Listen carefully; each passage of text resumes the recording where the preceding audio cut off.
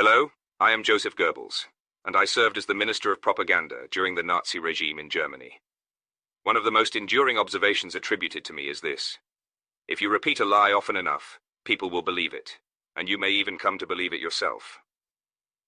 In my time, this principle formed the cornerstone of our strategy to influence public opinion and control the narrative. The objective was clear: to erode the public's ability to question, to replace critical thinking with blind acceptance, and to consolidate power through the manipulation of truth.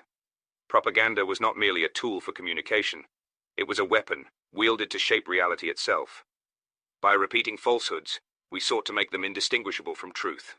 Messages were crafted to exploit emotions, fear, anger, pride, and were repeated incessantly through every available medium: newspapers, radio broadcasts, public speeches, and even art.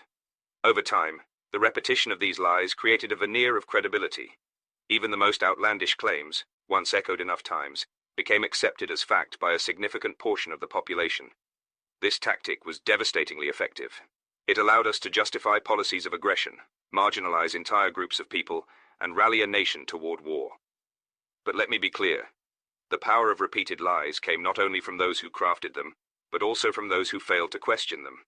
A passive audience, willing to accept rather than challenge, made this strategy possible. Now let us consider how this principle applies to the modern era. Today, propaganda has evolved, but its essence remains unchanged. The digital age has amplified its reach and efficiency.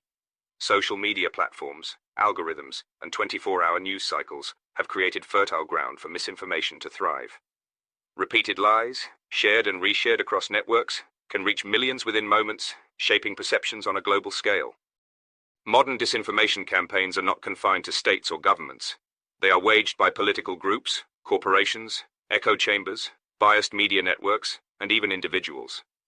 These campaigns exploit the same vulnerabilities I recognized: emotional appeals, repetition, and the human tendency to trust what is familiar.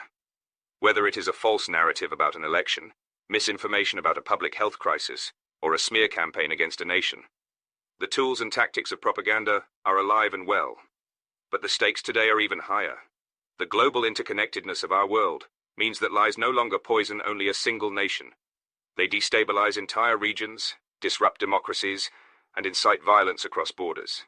The same principle that once allowed me to manipulate the German people is now used to manipulate billions. So, what can be done?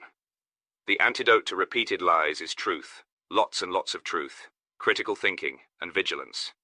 In my time, the public lacked access to diverse perspectives and credible information.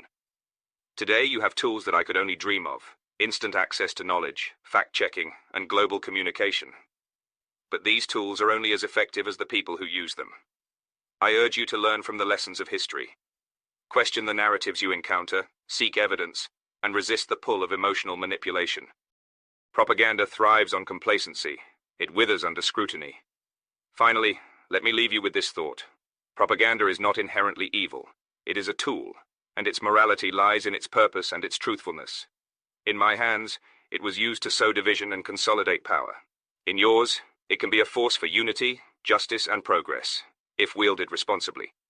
For more insights on the challenges of misinformation and how to resist the forces of disinformation in the modern age, visit information-warfare.com. Together, let us confront the dangers of propaganda and ensure that truth prevails. Thank you.